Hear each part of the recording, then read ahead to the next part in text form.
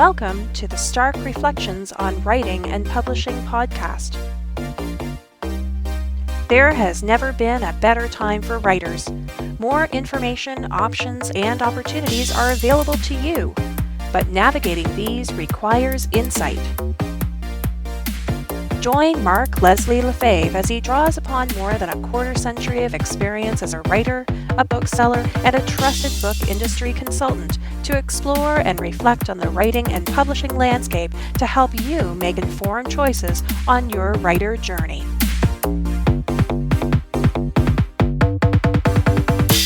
Hello, Reflectives, and welcome to episode 110 of the Stark Reflections on Writing and Publishing podcast. This is your host, Mark Leslie Lefebvre, and if you can tell by the slight difference in the quality of the audio, I'm actually not recording this in my regular home studio. I'm recording this in a hotel room in Bricktown in Oklahoma City. This is going to be a really short episode, or at least the introduction is going to be very short. What this is going to be, this episode will feature an interview that Dan Wood of Draft Digital, my boss, did with me just this afternoon as I'm recording this, and I am recording this on Monday night. This would be Monday December 16th.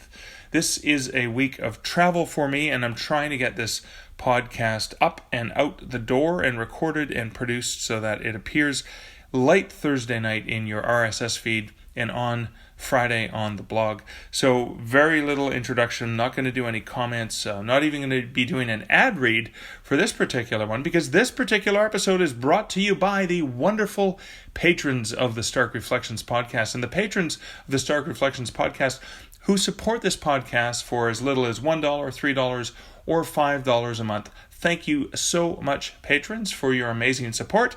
And thanks to the amazing patrons, they're bringing this episode to you. So this will just be an interview that Dan Wood and I did in the D2D offices. And of course, we only realized after we finished this was done during a Facebook Live interview. We only realized afterwards that we'd had the mic set up. It was supposed to be an omnidirectional setting, and it was set so that it was actually only recording well from my side. So Dan kind of sounds like he's in a tin box.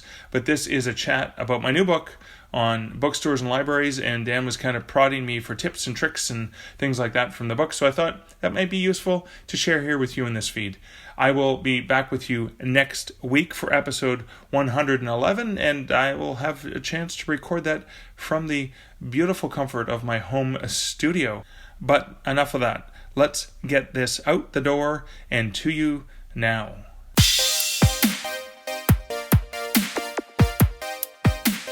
Hey everybody, Dan Wood here from Draft Digital. Last week Mark Lefebvre could not join us because he was traveling here for our Christmas party. So we're glad to have him in the office and to get to see him.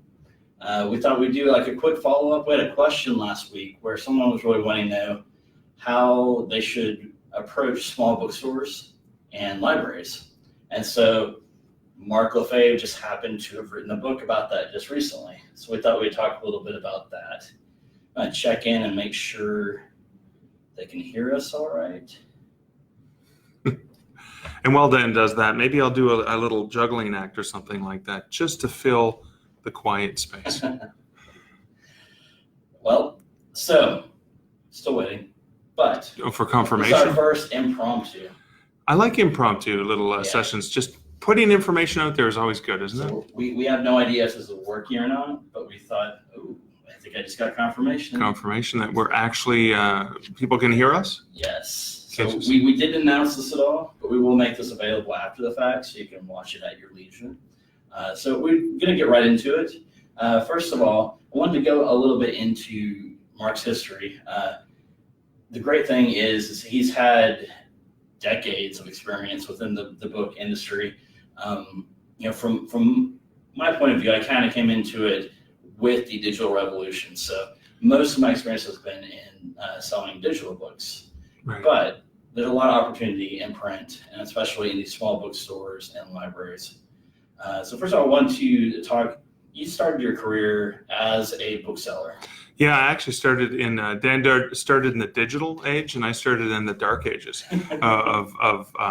prior to the internet. So I started in the Gutenberg press. Yeah, just a little after Gutenberg. Yeah, just a little after Gutenberg. So 92 is when I got my start in book selling, and that was prior to most of the internet, anyways, being sort of a thing that existed. So I come from a tradition of as a writer, trying to mail my manuscripts into publishers. So that's the dark ages of digital publishing. And then working in stores. So I've worked in virtually every kind of bookstore that exists. So I've worked in mall bookstores, I've worked in big box stores, I've worked in chain stores, I've worked in independent bookstores, I've worked in academic bookstores, and online bookstores. The only two kinds of bookstores I haven't had the privilege of working for yet are a used bookstore and maybe a Christian bookstore. Those are the only two kinds. That sounds like something that you like later on in life. In my spare time, yeah. I'm gonna use a bookstore. That'd be fun. Yeah. Awesome. So, as a bookseller, what was the process for how would you acquire books? Would you have local authors come in? And I understand that's also different because there was a time when most self-publishing was more like a vanity thing. And now, let's just get right into it. With your book, how would you recommend, from your experience as a bookseller, you approach, if you're an indie author, how do you approach a local bookstore? So I think the key thing to remember is that every single bookstore is different. Whether it's an independent bookstore, whether it's part of a chain, you're going to find differences in every bookstore. Now, some of the chains have head office procedures for purchases, but in a lot of cases, there's some leeway that they have, and sometimes the local management may interpret those rules a little bit differently. So in a nutshell, most authors are probably going to use some sort of print-on-demand service to make their books available. So Ingram Spark being obviously the biggest one, obviously D2D Print, very similar, gets you the same sort of similar distribution with not as much control over formatting and discounts, etc. But there's two ways that the bookstore can buy your book. It's through a massive distributor, such as an Ingram, which is the world's largest bookstore. Even in the early 90s, we would be placing a weekly order from Ingram to fulfill our stock. Now, this goes back to the dark ages where there were no computerized systems for looking up Ingram's inventory. They would mail us a stack of those microfiche that we would put on the little projector, and we would have to go and look them up. They were alphabetical by title and by author is how we would be able to look up titles to see if they were available at Ingram to place those orders. And then they moved on to online ordering systems. By the time I moved out of that's book selling, I think in 2010, I think was the last time I'd been ordering from Ingram. But that would be all of the books available for Ingram, which would be from major publishers, so Random House and HarperCollins and Macmillan, et cetera. But anything available through Ingram Spark is automatically going to be listed in the system. Now, the main difference, and I'm sure we've talked about this before, but I think it's worth driving home, is that with Amazon, what used to be CreateSpace, but which is now KDP Print, what they call extended distribution, I like to call pretended distribution, because you get the feeling that your book is actually available, and it is available through the same system, but it's automatically flagged as a short discount, 20% discount title, and automatically non-returnable, and it's flagged as an Amazon title. And so if you're asking a local independent bookstore to order your book from the main competitor that's basically putting independent bookstores out of business, they don't like that? No, people don't like that. It's like, hey, go buy from my competitor. So just using a service like Ingram Spark or D2D Print or whatever, a third-party solution that is not the world's biggest bookstore competitor is probably a good move. Because the other thing you're going to want to do is I know with D2D Print, it's a 40% discount that's automatically offered. And most bookstores are looking from anywhere between 40 to 55% discount. And so that's kind of going to be off of their wholesale or the retail. The retail price. That way they make some money off of it too. Yeah, because you have to remember, a bookstore is a business, right? And they keep a cut. They keep that 40 or 50%, and they use that to pay for their staff, to pay for the rent, to pay for all of the other things, the shipping and receiving and all of that stuff. And the other thing, so they have two ways of buying. They can buy the book, but a bookstore is not necessarily going to buy a book that's non-returnable unless they have a really, really good reason to do so. And could you explain that concept? I think a lot of people don't realize that with print, because in ebooks you just kind of put it out there and there's no cost to have it out on the shelf. Yeah. For a bookstore, they kind of have to worry about what they put out and if it doesn't sell. Yeah. Now, when I used to manage a bookstore and I used to manage the inventory, I used to think of the books in the stores like tenants in an apartment building. Are they paying their rent? Right. And there'd be turns. You would look at inventory turns, and you would want your stock to turn 3 times a year. So if you're, and I'm not going to do the math in my head, but that's how you would kind of figure out whether or not the book was earning its keep. So the way that the book industry works, and has worked since the Great Depression, was the books were sold to the bookstore on a fully returnable basis. So it's almost like a consignment-based business, where if after 6 months to 9 months or whatever, if they did not sell, the bookstore could send them back to the publisher for a full credit, so they could go on and buy other books. Now, this was a result of the Great Depression, where bookstores said, well, we can't afford to buy these books anymore. And publishers said, well, wait a second, what if we offer this guarantee that if it doesn't sell, we'll take it back? Yeah. So in many ways, publishers have been the purveyors of risk when it comes to returns. And so booksellers have been, I mean, I grew up in a world of bookselling where that was the way it always was. And so through Ingram Spark and in most of the print on demand, it's probably advisable to make your book non-returnable. I have made the mistake. That would give you the biggest reach. There's going to be more small bookstores that are going to be willing to take that chance. Potentially. Right. Now, the reason they're going to take a chance is because it's an intelligent business move, because your book is something they absolutely have to have.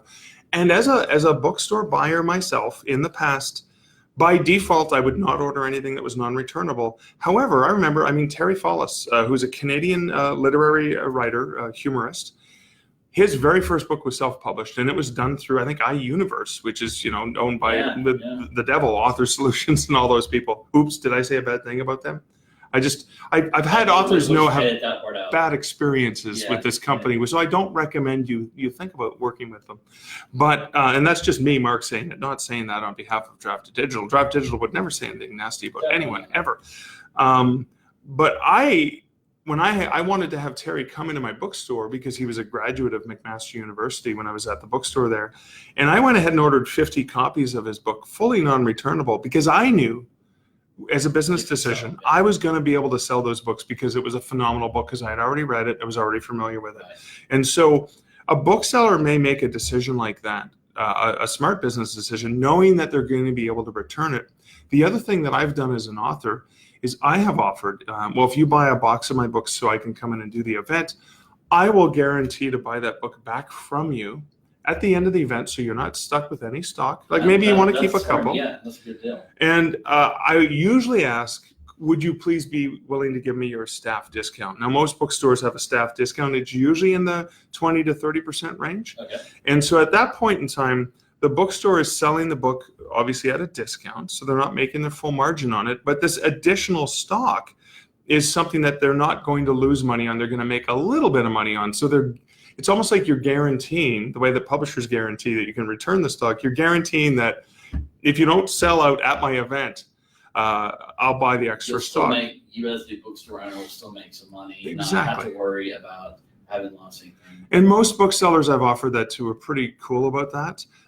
They recognize that it's, I'm making a business decision for them. I'm helping them make it easier for them to see, well, we're doing this event, we have to do posters, we have to do whatever, we have to set things up, we may have to bring in extra staff for this. It costs them money and time, and oftentimes an event, doesn't work out so well. Yeah. And now that works out for me, because I sell my own books directly at book fairs and things like that, where I've bought my own table. And so for me, having extra stock's not the end of the world.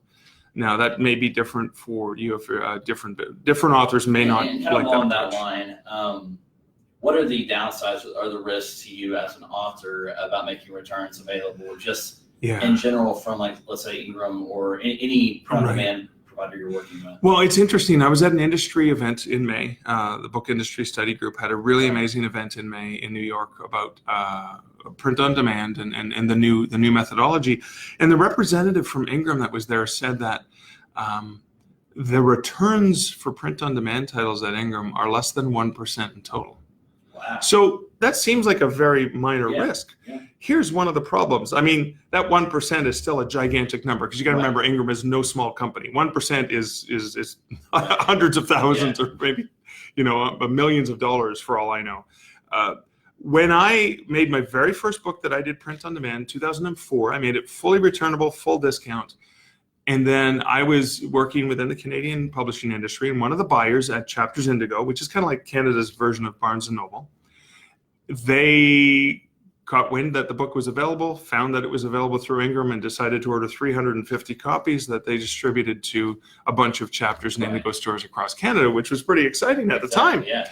And then 6 months later, when they returned 150 of them, the cost to me, because I was having them disposed of. They could be shipped to you, but you would pay for shipping, or you could dispose of them and you would pay a disposal fee. The cost for the returns on 150 books cost me more than I earned on selling 350. Yeah, so it's something you have to take into that whole equation of, does it make sense for me to do the returns?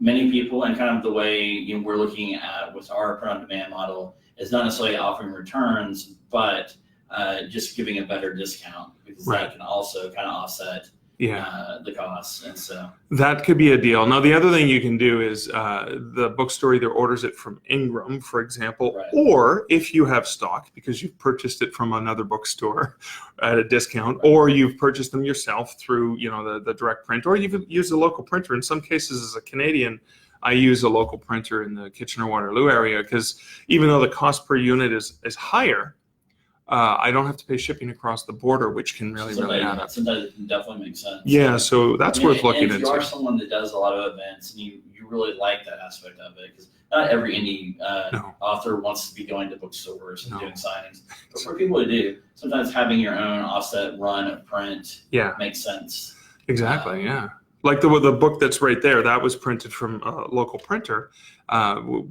so what I can do then, rather than ordering it through Ingram, I can make sure that my cost is enough that I've budgeted between the print cost and the retail price, a 40 or 50% margin, so that I can go and do a direct consignment with the bookstore, where you come in, and in some cases, I've done bookstores where you bring in your stock, they take a count of the stock, and then at the end of the event, they say, well, this is how many we rang through the register, and they cut you a check right then and there. Other cases, 9 months later, you'll get a check from head office or whatever. And so they all do it different ways. So I think the key thing is recognizing that within reason, when you approach them with a professional idea and a professional business plan, that is actually potentially, hey, there's no way you can lose money here. If I stand there in your store and I don't sell a single book, you're going to be guaranteed to sell all 30 copies of the book and make some money. At the very least, I've supported it. But I strongly recommend, before you do that, you are familiar with the local bookstore, that you actually know them. Like, if you already have a relationship with them, it's so much easier to talk about that. We've seen it happen with authors we work with who go to conferences, the authors getting to know the merchandisers at the different retailers. If you know someone and you meet them in person, it's so much more likely they're going to want to work with you. For sure. Well, especially if it's a good relationship you have, as opposed to a hostile one, right? Yeah. No, I joke, but having been a bookseller, I have actually been in stores as a bookseller where an author would come in, and even if their book was published through a major publisher, and now if your book is published through a publisher, well, that makes it that much easier, right? Because I can go, well, this Haunted Hospitals, for example, is available fully returnable from Dundurn, which is University of Toronto Press distribution in Canada. It's Ingram in the States, fully returnable. Bob's your uncle, nice and easy. This book here is available through my imprint, Stark Publishing, available through non-returnable print on demand, or I can get consignment for you. But I lost track of where I was going with that, with the relationship. Authors would come into the store and see their book down on the floor, like on the floor level or not eye level, and they would take their book and they would go and put it face up, but they would cover 4 other spines of books. Meaning, not only is that a dick move, because it's not in alphabetical order, which is where people are going to find it, but you're also covering up other titles that people may be looking for. And 9 times out of 10, when authors came in and did that, every time they came in the store, they would do that. So every time they came in the store, I would make sure that I had to do maintenance behind them to clean up the mess that they would make. I tended not to want to help those authors. When it came time to return, because if these were books that were, fully returnable, Right. and I had a choice between their book and some other book, all things being equal, I mean, if it was selling, I wouldn't return it. But if it wasn't selling and this wasn't selling, guess which book I got rid of? Because that got rid of another problem in the store. Yeah. It's like, well, this annoying person is not going to annoy me anymore because they won't be able to do that. So I think it's key. On the flip side, having an author come into the store and talk about and share some interesting insights about their book, it was phenomenal because I was able to use that as a bookseller to put that book in a customer's hand. So let's say somebody's looking for a certain type of thriller or a certain type of romance, and if I knew that the author had written that romance because they were at their grandmother's cottage and they saw this beautiful old photograph and it inspired this story, when I put the book in the customer's hand and I share that story, because that's what booksellers love to do, I've suddenly connected the author and the reader in a way that can't happen as easily in an online transaction. Hand selling is still the number one thing out there, so that's awesome. Let's go a little bit into your history and your experience as, not only have you been a bookseller, you've worked in the industry on the print level, you were with Cobra Writing Life and helped build that program from the very beginning. So you get the digital part, but you're an author. Yeah. And so not only a self-published author, but you've worked with traditional publishing in Canada for a lot of your books. And so how has that experience, has it shown you different aspects of the industry? Yeah, I think one of the things I'm very fortunate to understand is that there are so many different pathways to success. There's no one way of doing it, right? If there are ways to work with traditional publishers that get me things I could never have with self-publishing. And that's distribution, for example. Like Dundurn, I may give up a huge percentage of royalties on Dundurn, but I make very little royalties on ebooks from Dundurn. I make most of my money off print book sales. And they can get my book into Costco and they can get my book into Walmart, and they have. And it is something I could never dream of doing, as much knowledge as I have. Pretty fair to say that the traditional route is going to be, if you want to get your book into a bookstore, onto a physical shelf, traditional is going to be a much easier route. Easier, not necessarily successful, but easier, because you can contact the bookstore and say, oh, my book's available through, etc. And the bookstore can order it in, no risk to them. Right? If it's a book that they think they're going to sell. Now, if I go to a science fiction specialty bookstore and ask them to order in my romance novel, that's probably not a good fit. So you also have to think about figuring the out clientele. What works best for them. And in your case, you've got several books that are localized, and so they're very particular, like the haunted stories from a particular city. Yeah. So I imagine it's a lot easier within that town to get those bookstores because it's so applicable to their. Yeah, for sure. And that's where Costco would do the buying, right? Because they actually do local buying, even though it's a chain. And so, I mean, that's how I sold the books to the publisher, knowing that the publisher could easily sell those books to a bookstore. And that's one of the ways that I pitch a book. But I mean, it's no different if I were to pitch the book, that I had published myself. I would still use the same factor, saying, here's your demographic, here's your audience, and here's how this book fulfills this need. I mean, you always have to be thinking about that. So when you're talking to a local bookstore, you're not just thinking about, hey, I'm a cool dude and I just wrote a book and you should like me. It's no. Here's how this book is going to fulfill a need that your consumers already have.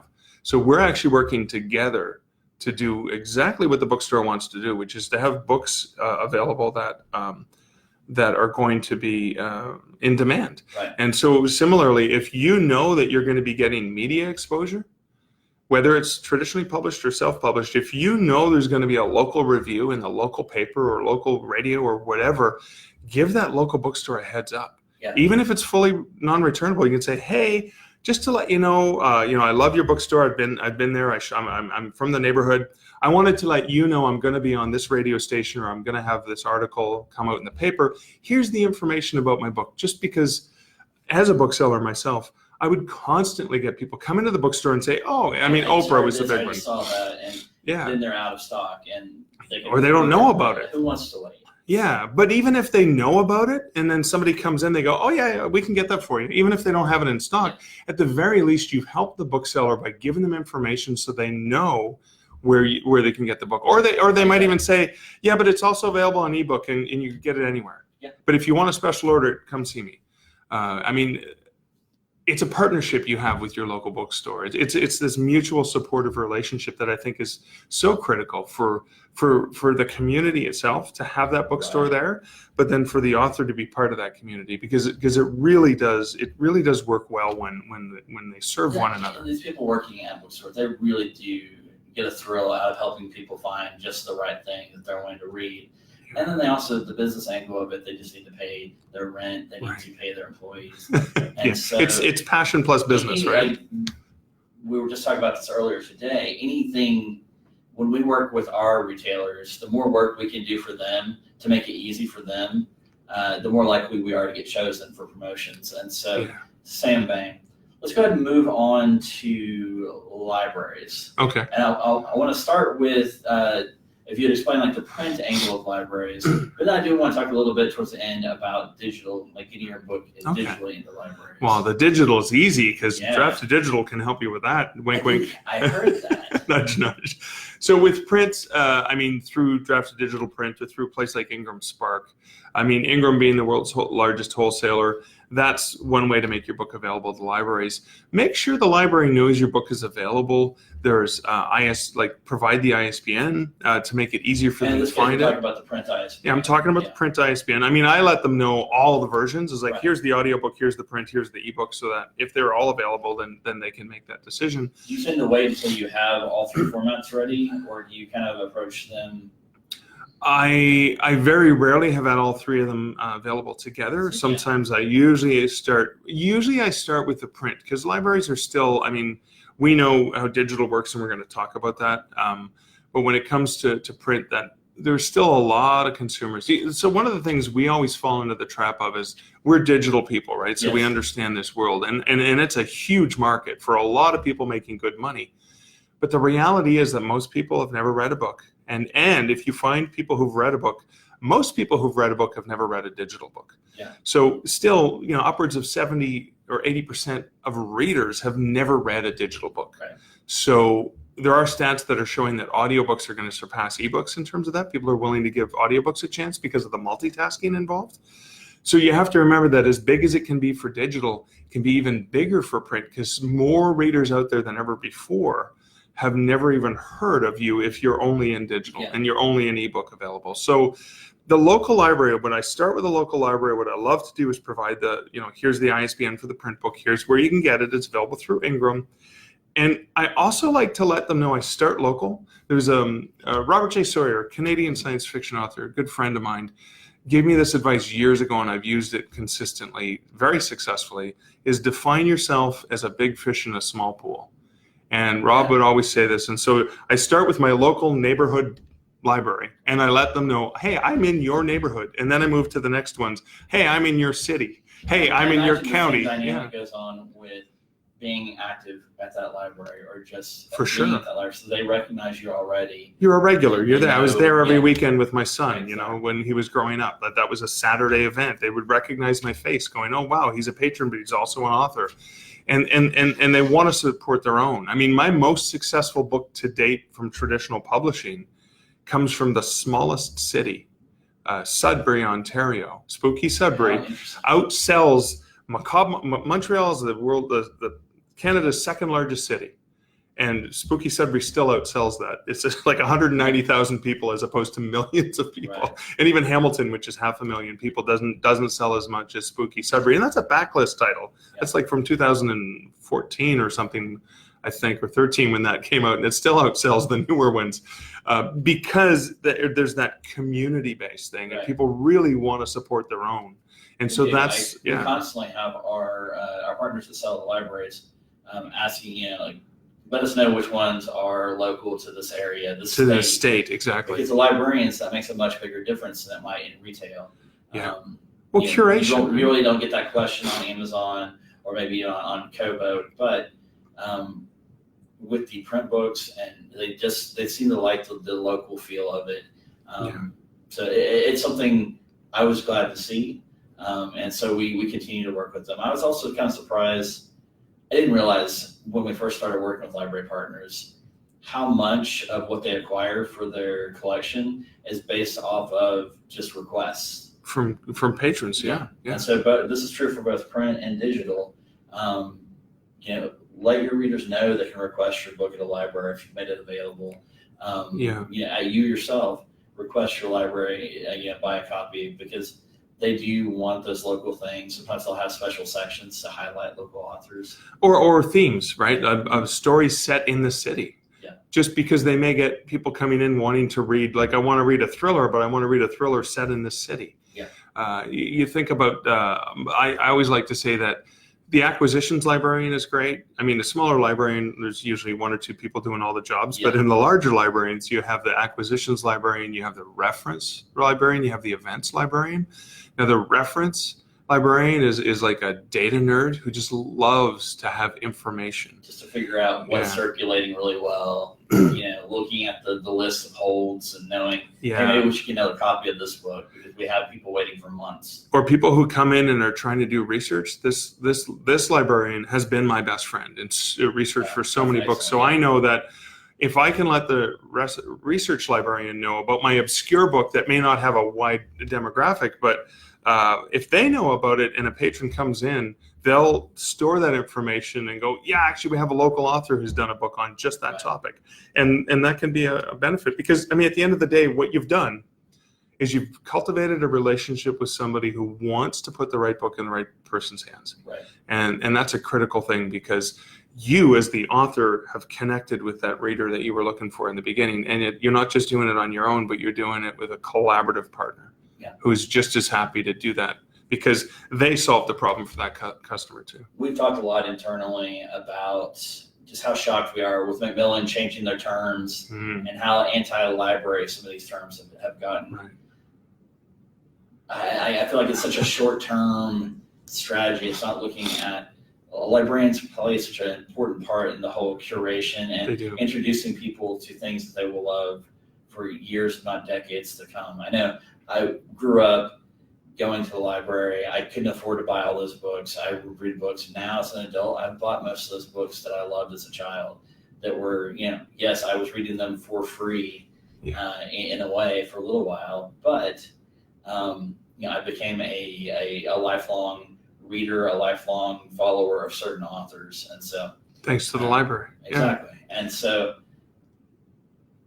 I think everyone should try to cultivate that relationship with their local librarian and enjoy, because these are services that they help our communities. They help us individually. You mentioned like the research aspect of it, and that's really how helpful for nonfiction, or even there's lots of fiction where you do need to do the research and everything. So yeah, it never hurts. I mean, the other thing when you talk about something like Macmillan, I think this is a perfect opportunity for independent authors and small publishers to identify, okay, what are the titles being published by Macmillan this fall or in January or whatever the season is, knowing that the library can only get one copy of the book available, but they probably have 800 people that they want to service.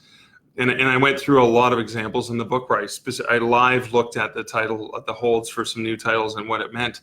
So if I have any books that could fulfill the needs of those consumers, I know they can buy my books through print or, thanks to Draft to Digital, through Overdrive or Hoopla or one of the other partners that we have, that they can get it for a lot cheaper and fulfill the needs of hundreds of their consumers or their patrons and satisfy them so they're not waiting 6 months to get that book in their hands. And I've seen, our local library uses Overdrive, but they've done a lot of curation where it's like read-alikes. If you like this, you'll like that. Yeah. And I could see libraries doing that in ways where there's a big title coming out, but someone's refusing to sell them copies of it. Yeah. If you have something that's like that, let the libraries know. And it just makes perfect sense. And if you're local, it's the additional flavor. Right. Well, it's like a Jack Reacher book, but it's written by a local author, Dan Wood, right? Whoa, wait, the guy's from here? Yeah, he's from here.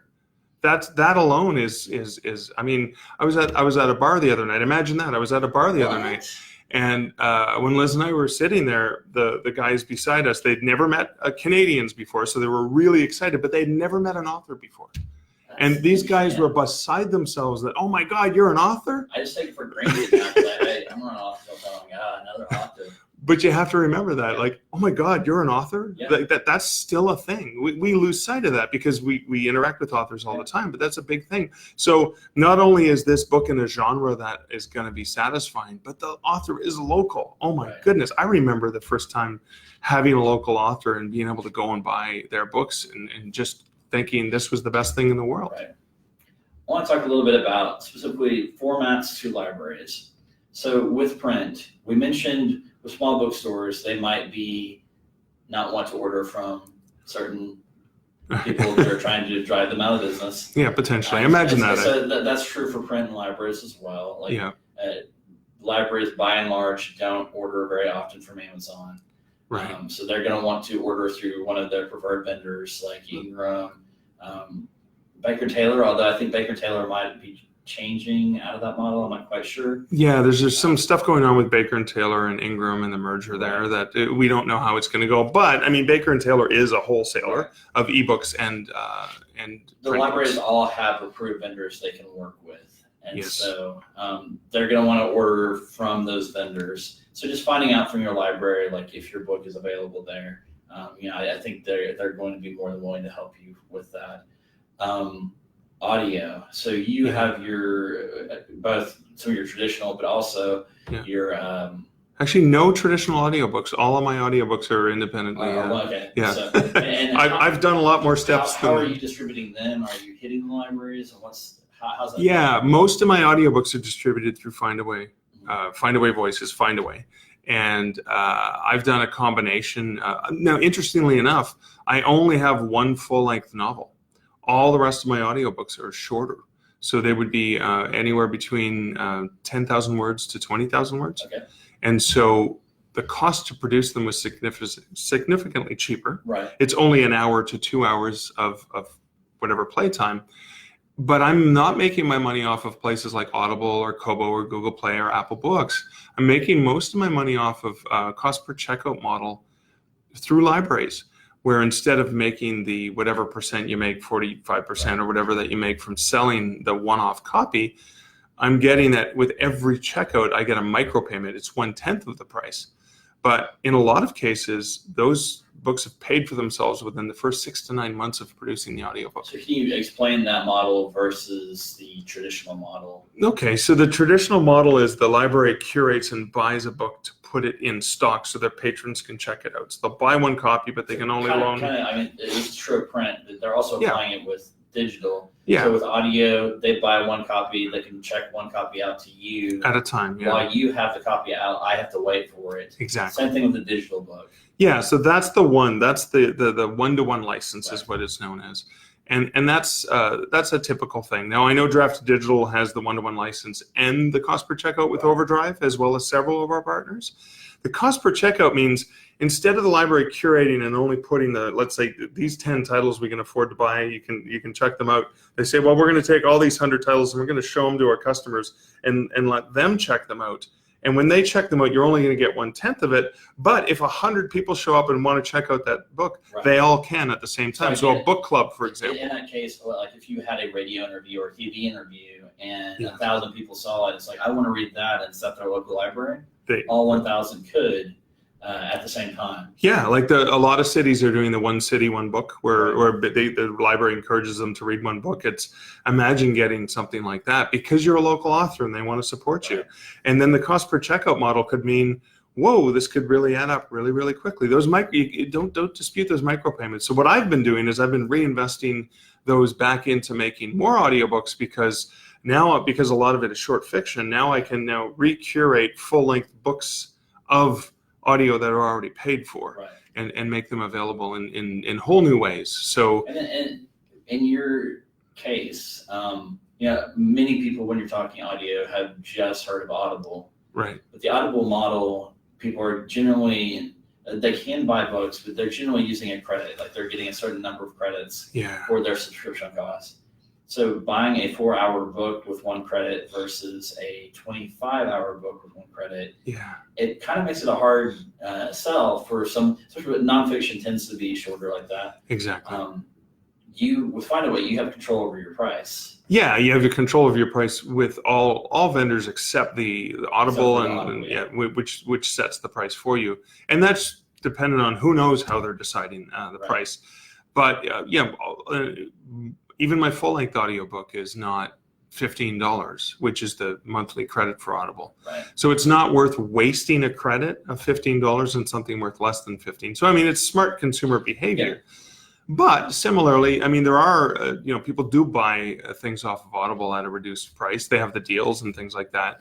Now with Findaway and Chirp and the discounting and all of the things that, like Chirp is the BookBub for audiobooks, there are going to be opportunities for authors who have control over their price to be able to get into these promos. And I'm really excited. We're just, and if you don't have more and more of that, like Yeah. Apple has been doing a ton of promotions around audiobooks exactly.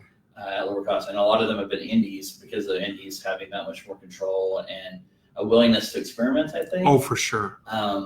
So that's been exciting to see. I know I picked up a couple of audiobooks between like $3.99, $4.99, $5.99 from Chirp. Like I get the daily Chirp email. Yeah. So there's been some great deals, especially on like classics from a lot of it's backlists from the traditional publishers and then indie works. And so it's an exciting time to be dealing with audiobooks, and libraries are a huge part of that process. And so I encourage everyone, if you have to choose between being exclusive with Audible, you get paid a little bit more, but I think you're missing out on so much because libraries are buying so many audiobooks right now. Yeah, and I think people always look at it because Audible does have a very attractive, I don't have to pay anything option, but you're stuck for 7 years. Right. And I would rather not be locked into something like that. And I would rather invest. And again, I've taken a different approach. It's like, I don't have the money. I did one full length book and it was very expensive to do. It was $350 US per hour. And that cost me a lot of money. I haven't made my money back on that yet, but I own the rights to it. Yeah. So and it's kind of a lifelong investment in yourself, and more than likely over time you're going to make the money back. I imagine I will, because the very first book I self-published in 2004, I still make money off of. Yeah. Not a ton of money, but I do nothing to promote, and it still makes me money. So all of these IPs, all of these assets you have available as an author can earn you money over time, and that's the key. I'm not just looking at my draft to digital dashboard every day to see if I'm making money, but I'm looking at the long term of all of the different books that I've published in all the different formats available through all the platforms. So let's begin to wrap up. Are there any tips or tricks from your book that we haven't covered yet that you might want to just throw out there for an author really trying to think beyond? A lot of them have the digital aspect down. Right. They're killing it with Facebook ads or Amazon ads. Mm-hmm. They're selling books on digital platforms. Any advice you say for bookstores, for libraries? Yeah, I mean, for libraries, one of the things I like to do is I like to go to overdrive.com, and knowing that my books are available on Overdrive, you have an author page on Overdrive, kind of. Excellent. The search results. I don't think I realized that. Yeah, I mean, it's not as pretty as our author pages, but you've got that ability. I mean, you can create an author landing page at Draft to Digital with your print or your ebook and audiobook right now, which is a nice catch-all, because I know if you click onto a retailer like Amazon that also has the print book, it's going to be on that item page anyways. So that's fulfilling. And being able to search. So what I like to do is I like to provide not just the information about it, but if I know the library is using Overdrive, I'll include, here's the book's listing on Overdrive, to make it that much easier for them to not have to go look up that information. I mean, a lot of times, it's definitely the easier you make it for them, they're going to be like, that's an easy, it's why you have the one click at, retailers. Just make it easy, make it quick, and and I say that because I see a lot of authors who send to an independent bookstore or send to the library and go, oh, and here's my book on Amazon, you can buy it there. No, it sounds like we roll our eyes and go, oh my God, how could you do that?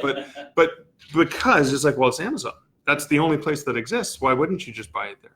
And people don't realize that is a huge slap in the face. So you may get an open-minded bookseller or librarian that goes, oh, okay, great. And outside the U.S., Amazon is not as big or as powerful. Like exactly. U.S., U.K., Amazon is huge. Like there's no denying that, but not everywhere. it's not even available in some countries too. So that's one of the other things. So I think little things like that. I mean, I did a section on successful book events when you're doing an in-person book event, because we spend so much time training people on how to improve your Amazon listing and how to have a beautiful cover and the description and stuff, but they forget the face-to-face interactions, little subtle things. Like I was with some hugely successful independent authors at a Barnes & Noble in Vegas when we were there for a conference, and I was so excited to see them at the event. And what I recognized is that with human nature, the books were right there, and people would walk into the Barnes & Noble and see them, but they would be intimidated and they don't want to be sold to. Right. So I took a small stack of the books and I put them about 10 feet away. And that's what I always do for my own signing, so that the people can see the authors there. And if they're interested, we're all introverts, as a lot of writers are. So are readers. They want to go. They're in a bookstore because they want to stick their face in a book. They don't want to have to talk to an author. Yeah. So they'll go over, especially me and my skeleton and all the crazy stuff that I have when I do a book signing, is they might not want to talk to the crazy author, but they can go check out the book from a safe distance where I'm not going to try to sell to them. And if they're interested and they go, "Ooh, this looks good," 9 times out of 10, they rush over and go, "Oh my God, are you the author? Can I get it signed?" Yeah. So you immediately, little things like that, I think, can go a long, long way to making a successful in-person event. Yeah, just trying to think about the reader experience overall. Yeah. Well, when you share the name of it, because I'm afraid I'm going to butcher the name of the book.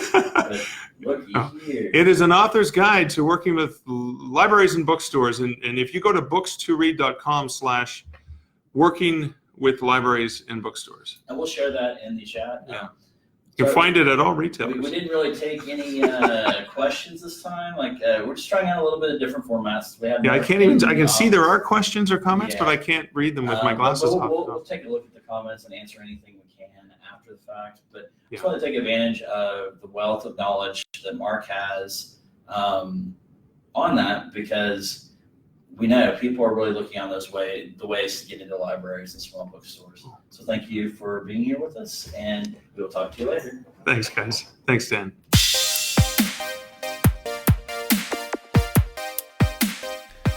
Well, I hope you enjoyed this episode of the Stark Reflections on Writing and Publishing podcast. This is your host, Mark Leslie Lefebvre.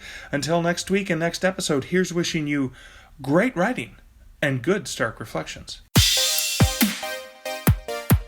Thank you for listening to the Stark Reflections podcast. You can find show notes for each episode at starkreflections.ca.